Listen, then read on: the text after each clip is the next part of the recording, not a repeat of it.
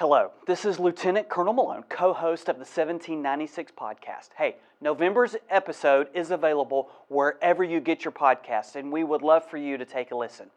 On this episode, we talk with Captain Retired Jerry Neal. Now, he was a B-17 and B-24 pilot who flew at least 35 combat missions during World War II. And oh, by the way, mission number 3 for him was on D-Day. And oh, by the way, he is, well, you'll just have to listen to the podcast to hear how old he is.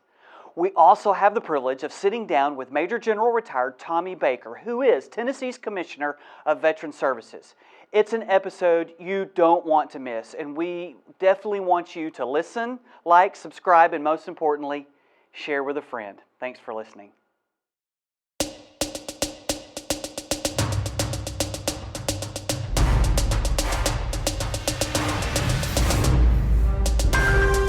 Welcome to the 8th episode of the 1796 podcast, a monthly podcast that features exclusive interviews and in-depth news about the Tennessee National Guard and the Tennessee Military Department. The 1796 podcast is produced every month by the airmen and soldiers of the Tennessee National Guard Joint Public Affairs Office. I'm Lt.Col Malone. And I'm Captain Hall, your co-hosts of the 1796 podcast.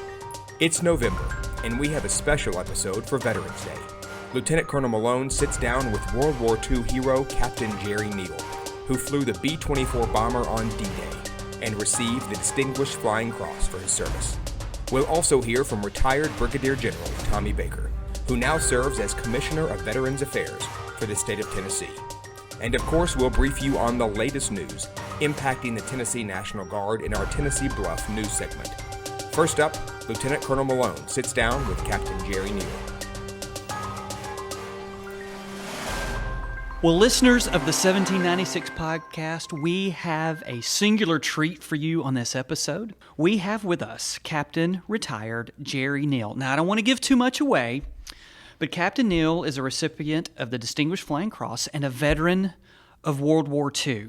Now, since this is November's episode of the podcast and November 11th is Veterans Day, we could not think of a better guest to have with us than Captain Neal. First off, Captain Neal, welcome to the 1796 podcast. Thank you. We are honored to have you. All right, first off, I have to address the elephant in the room. World War II ended in 1945. Well, this is 2022. That's 77 years. Do you mind telling us how old you are? I'm working on 102. I'm 101.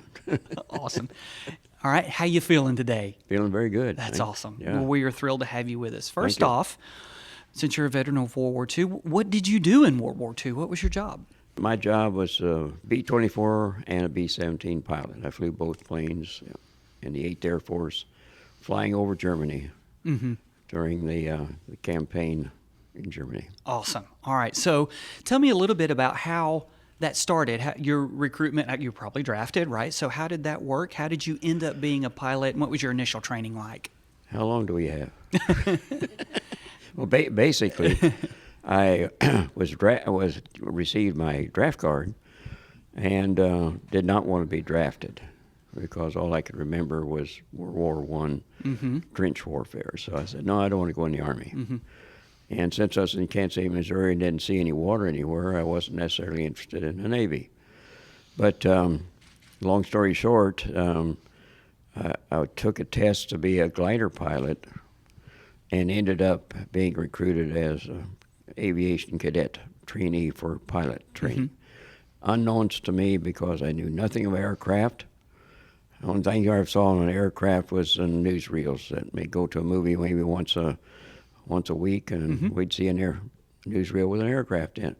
Never saw any flying over the head. Never was on an airfield, and I thought it was very, very strange that I'm being recruited to be a pilot.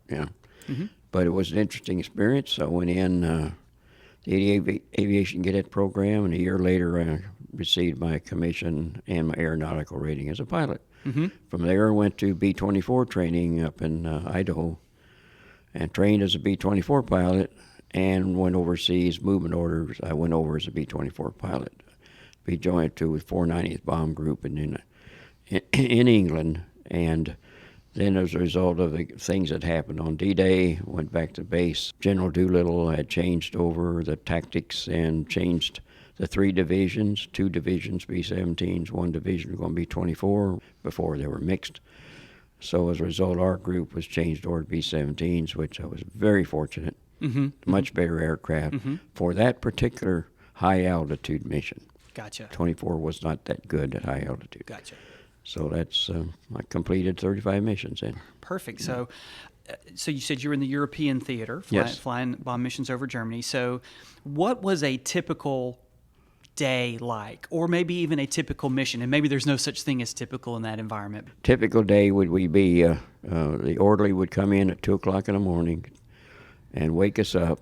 We would go to the officers' quarters to get our breakfast, then there to the flight line to get our uniforms on, then there to briefing, and the general briefing to tell us what the mission was.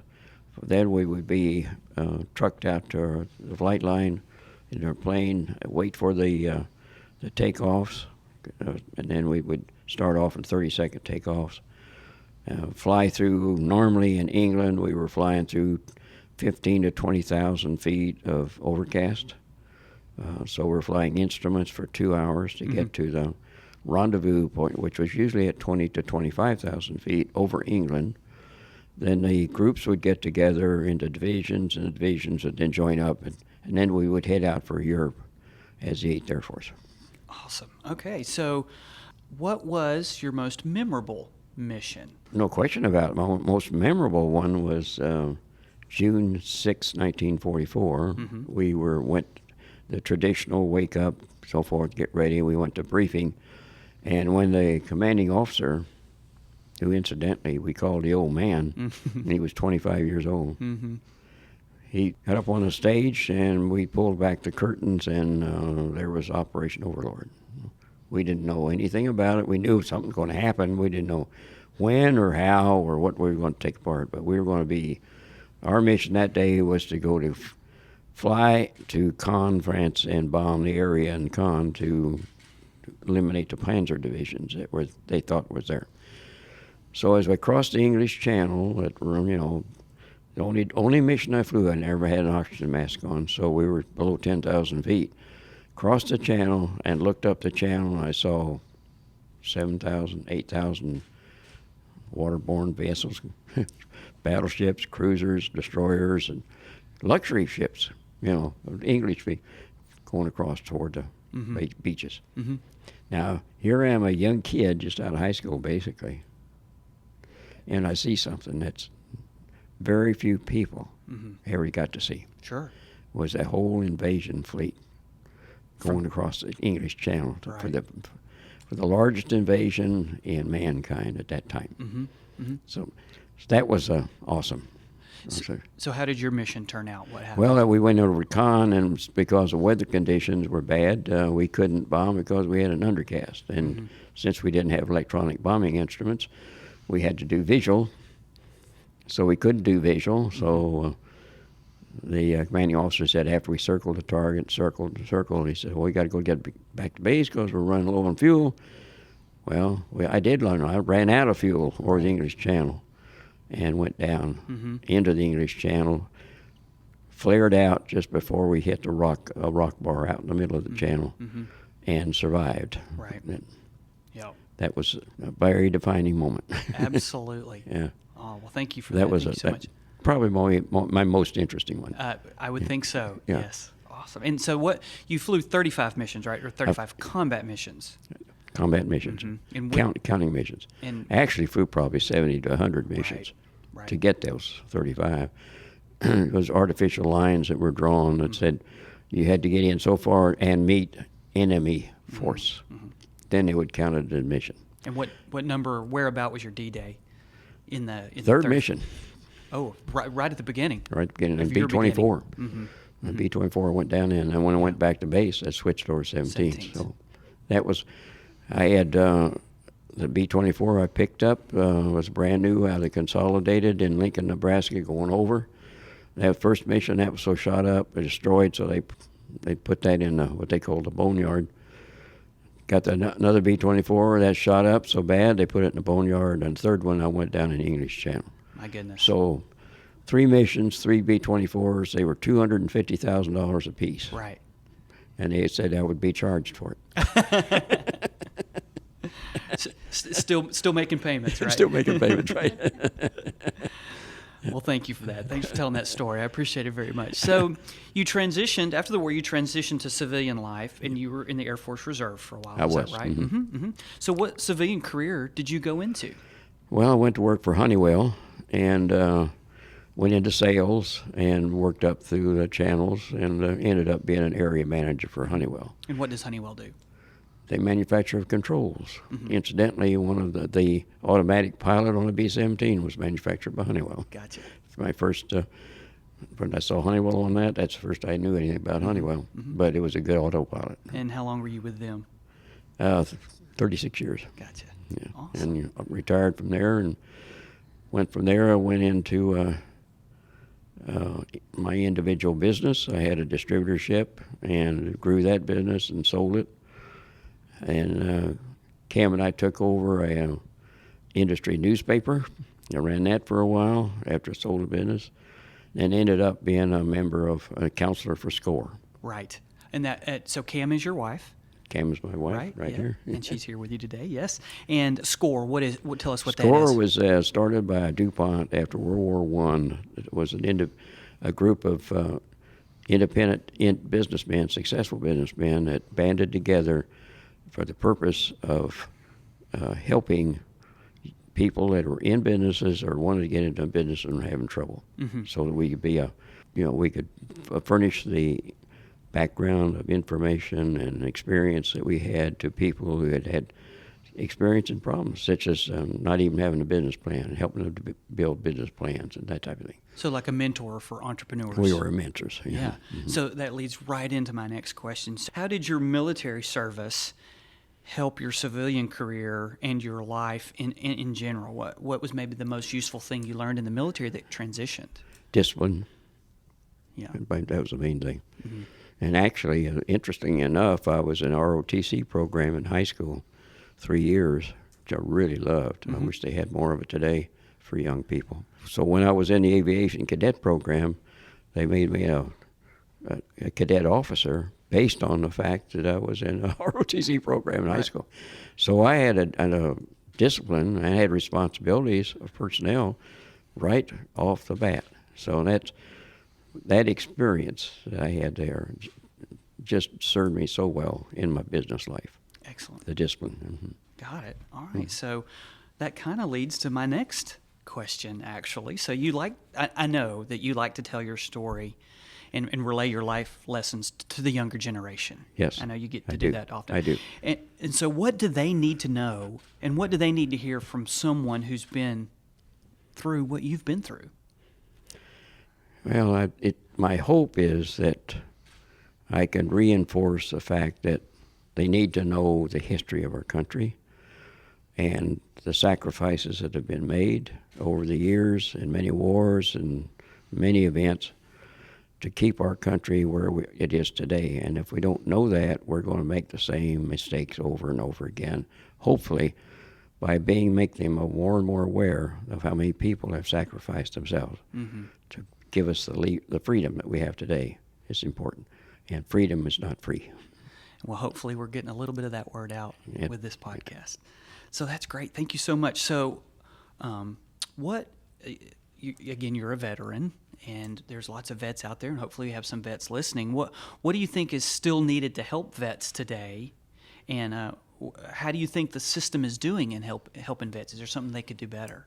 Cam and I both feel like we support veterans organizations as much as we can. Gotcha. In a way of substance, money, any kind of support that we can provide. Right.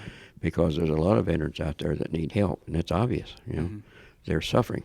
Right. So we feel for those people, and whatever we can do to help, that's important to us at this point. Great. What I'm concerned about is the pool that's available to go into an armed force in the case of a World War.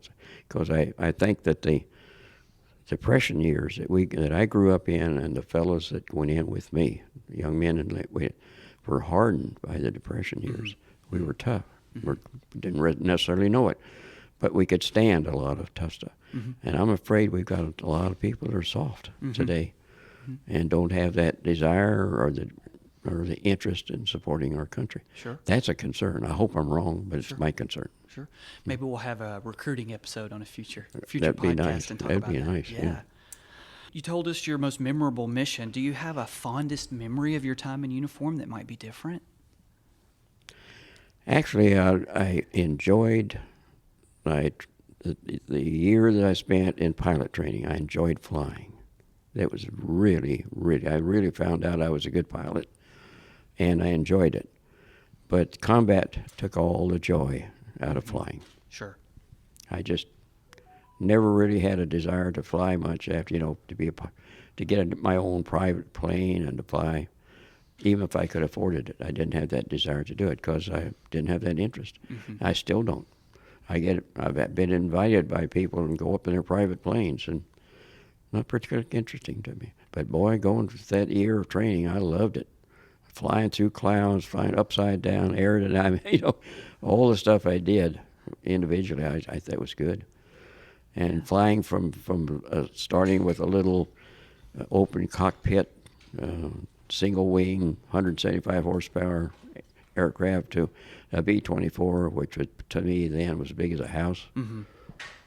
What a transition in a relatively few months for a young kid just out of high school.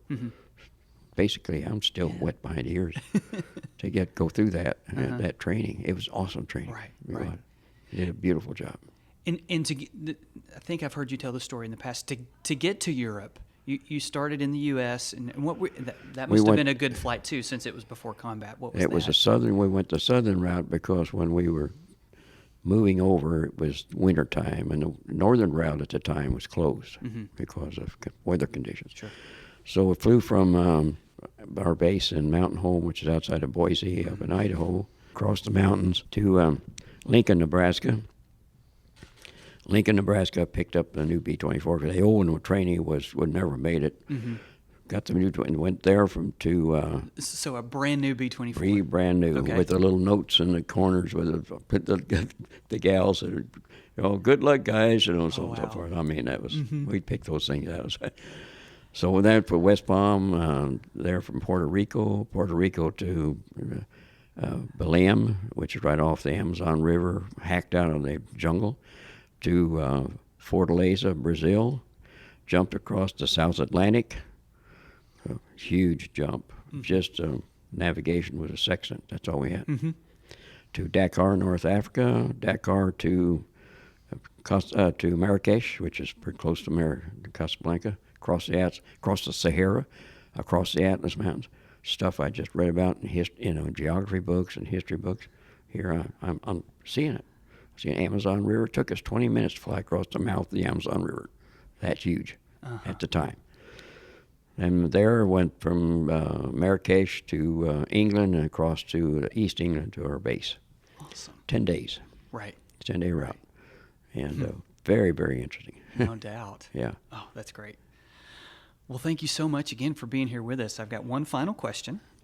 And this is a tradition when we have I often say when we have a seasoned person on our podcast. An old guy. I think you qualify. What is your best piece of advice for the young people and anybody out there that's listening? Love your country. Know your country. Know what's going on. Be involved. Well, Captain Neal, thank you so much for being on the 1796 podcast. We really appreciate you, your service, and your time today. Thank you very much, Colonel. Thank you, sir. Up first this month in the Tennessee Bluff. November is the month of the military family for the Tennessee National Guard. All month long, we'll be featuring soldiers and airmen, along with their families, on our social media platforms as a tribute to their service. And in other news, the Tennessee National Guard responded to a 70-acre wildfire in Warren County in late October. At the request of the Tennessee Emergency Management Agency, the Tennessee National Guard has provided 2 UH-60 Black Hawk helicopters to support the wildfire response. The aircraft will make multiple trips into the affected area, dropping hundreds of gallons of water from the air. Bambi buckets are a specialized bucket system that is utilized by the UH-60 that are suspended from a helicopter to deliver water for aerial firefighting. And in national news, veterans and military retirees will receive a sizable cost of living adjustment next year, the same 8.7% cost of living increase as Social Security recipients. It is the highest increase in 42 years as Americans deal with the impact of record high inflation. Individuals who are currently serving, along with federal employees, are also expected to receive a pay increase in 2023, an estimated increase of 4.6%. Every October, the Social Security Administration announces the cost of living adjustment for the following year. Veterans and military retirees receive the same Social Security cost of living adjustment by law. That's our Tennessee Bluff for this month. Up next, the 1796 podcast sits down with Commissioner Tommy Baker. Listeners of the 1796 podcast, we have another special guest with us today. I am honored to be joined today by Major General retired Tommy Baker. General Baker is Tennessee's current Commissioner of Veteran Services and the former Deputy Adjutant General of the Tennessee National Guard. First off, welcome to the 1796 podcast. Hey, thanks for having me, Marty. We are honored, sir. Thank you so much. First off, tell us a little bit about your journey into and through the National Guard and how you came to be Tennessee's Commissioner for the Department of Veteran Services. Okay, so I think my journey is probably very representative of what you find in today's all-volunteer force. I joined in 1980 in the Tennessee National Guard there in the local unit, Huntington, Tennessee. Cav Troop, by the way, 19 Delta is what I started out as. You know, I didn't grow up with really aspirations of joining the military other than I had a grandfather who was a World War II veteran. Spent a lot of time at his house asking a lot of questions as a young man. I guess, you know, listening to his stories about World War II, his dad had been a World War I veteran, but I never had met him. My grandmother even said later he was telling me things that he had never even talked to her about. So I guess in one way, he had a very strong impression upon my life. As a boy, watching the evening news in the late 60s and early 70s, a lot of coverage of Vietnam, our guys over there, and when they would return home, I would see them in the hometown. And then in 1971, we had a massive F4 tornado that came through our town. The National Guard responded to that, and I seen them out responding as a boy, and I really didn't understand it, what their role was in terms of domestic operations, but obviously that was a foretelling of some of what I would do in my adult life. So anyway, joined in 1980, was still working with my dad in the logging business that he had started. Really was a part-timer till 2001. Got a chance to come up and go to work at the state maintenance office in April of that year. In September of that year, 9/11 occurred, and that really, I said, you know, a lot of times my career was 20 years of Cold War and then 20 years of post-9/11 because it really changed that much. And, of course, 2004 we deployed with the 230th Air Support Group. 2008 I went back as the commander of the 30th Combat Sustainment Support Battalion. We were in northern Iraq that time. Got home in 2009 and then became the Deputy G4 of the G4 Army ATAG, and then the Deputy Adjutant General was my last assignment. Of course, as you know, I got to retire 30 September 2021, almost 41 years of service, and got to come lead Veteran Services as the commissioner, and I came down in December of 2020, I thought, on an interim basis. Got down here, really learned the mission of the organization, what they were able to do to help veterans. Thought, you know, I've been kind of praying about what was next in life. It kind of became apparent to me that this was my transition piece. This was what was going to allow me to go into that next phase of life, and so that's how I became the Veteran Services Commissioner. Perfect. And that leads perfectly into my next question. Veteran Services, a lot of us are familiar with Veterans Administration, which is a federal entity. A lot of us are not as familiar with Tennessee's Department of Veteran Services. So what's the difference, and what does Veteran Services do differently? So one thing is just size. The VA is made up of really three main branches. Veterans Healthcare Association, Veterans Benefits Administration, and then National Cemetery Administration. Out of those three branches, you've got about 425,000 employees nationwide. Vast bureaucracy. Tennessee Department of Veterans Services is right opposite of that. There's only 111 employees statewide. So we do follow what the VA does in terms of the rules and their procedures and their guidelines, because they're the ones that determine that. We don't get to. Why we call ourselves Veteran Services is because we are a state agency, and we never want to become that massive bureaucracy that loses touch with the average Tennessee veteran. And that's why we're here. We're here to help them navigate that vast bureaucracy that can sometimes be very overwhelming if you're not used to what you're looking at and how you're trying to approach or get a claim filed or get pre-burial registration, just all the benefits that veterans have already earned in their family. It sometimes can be rather complex trying to attain those benefits, and that's where we come into play.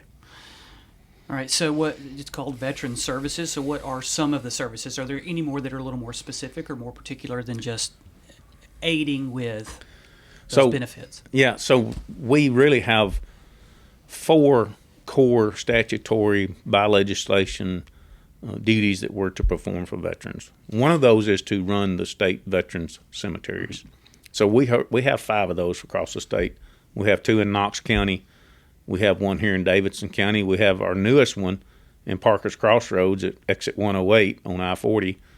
And then our other state veteran cemeteries in Memphis. The other thing we do is we provide appeal advocacy for veterans when their appeals are denied first time through, or their claims.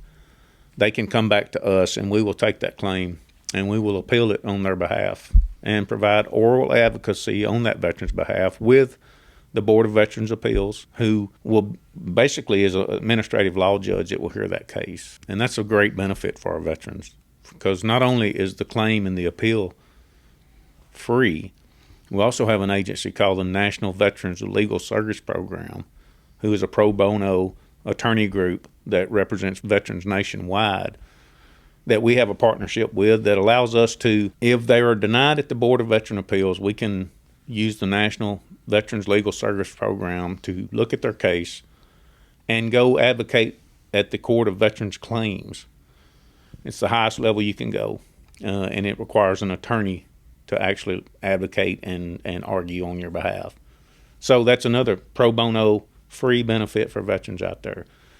The other thing we do down at Appeals, we provide annual accreditation for all the county service officers across the state. There's about 155, 160 county service officers. Many veterans know who their county service officer are. We provide annual accreditation training. The VA requires that they be accredited before they can represent a veteran on behalf of a claim. So we provide that training annually. And then the final thing we do is we have a team that conducts initial claims, and they're in 11 field offices across the state. You can walk in, sit down, get an appointment. They'll sit there and work your claim for you. Get all the paperwork together for you, send it in, file it on your behalf, follow up. Basically, take your hand and hold it through the entire process. Right. And so that's really the 4 main things we do in the state. So to boil it down, advocacy and assistance for those benefits you've earned. That's exactly what we do. I mean, we advocate on behalf of veterans and their families. What a great resource to all those Tennessee veterans. That's awesome. So how has your time in uniform maybe benefited aiding you in being the Commissioner of Veteran Services? There's no doubt. I think that was one of the things that I was most excited about when I came over here, was understanding, yes, I get to help veterans and their families, which was a big positive for me, but also realizing, okay, you're leaving the uniform, you're taking off the boots, but you're going to be hanging around and working with people that's essentially the same culture that you've been in your whole life. That was very reassuring. I think a lot of veterans, when they transition into civilian life, and I've had many veterans tell me this, is they begin to miss that camaraderie that they had when they served. I don't think you can replicate that in civilian world. And those are just bonds that you don't build everywhere in life. And I think being able to be in that culture most of my life has really given me an appreciation for being able to do this job. Absolutely. So, in private citizens, they often want to be helpful to veterans. Maybe they haven't worn the uniform. What are ways you recommend that they may be able to assist veterans? Well, that's a great point, and I think it's probably that's one of the I believe the most positive things I've seen in my 2 years here. So many people in this state want to help veterans. Many of them have never wore the uniform, but yet they're just looking for ways to help. But I would say to be most effective, just take a look around. Most of our areas in the state have veteran coalitions. They're made up of private citizens, VFWs, American Legion, DAV, you name it. Mm-hmm. And that's what they come together to do. That's one way to plug in to where if you're really that person that wants to help, you can really go and be a big blessing to veterans and their families, because of that is just an opportunity there that will present itself if you just make yourself known to the community that's serving that area. I think those of us in uniform have definitely seen it, that we live in one of the most patriotic states, no doubt about it. Well, we are heading into Veterans Day on November 11th. Why do you think it's important to honor veterans with something like Veterans Day? Whether you served in World War II, Cold War, Vietnam, or whether you're OIF, OEF, or whether you hadn't served during a combat period, it's a chance for us to celebrate that service and to tell veterans, we thank you for doing that. And they put the uniform on, sign a blank check made payable to the American people. And it's sobering when you raise your right hand and say, when you swear the oath of office. I think it's something that we should celebrate, have the parades and have the events. And I think veterans should be in schools all across this nation, this state, telling their story to those sixth graders, seventh graders.